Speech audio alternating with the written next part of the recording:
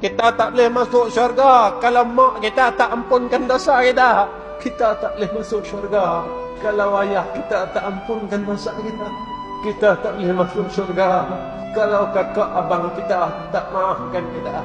Kita tak boleh masuk syurga kalau adik kita yang pernah kita sakitkan hati dia tak maafkan kita.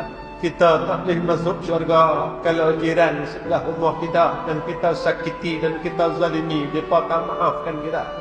Sujudlah sampai koyak kulit dahi kita, tetapi kita terhalang masuk syurga disebabkan perkara tersebut. Percaya, ini yang dikatakan oleh Nabi kita Muhammad sallallahu alaihi wasallam, dan Nabi tidak pernah berdusta pada umatnya. Di antara dosa yang ditangguh oleh Allah adalah dosa dengan makhluk. Ingat ni tuan-tuan,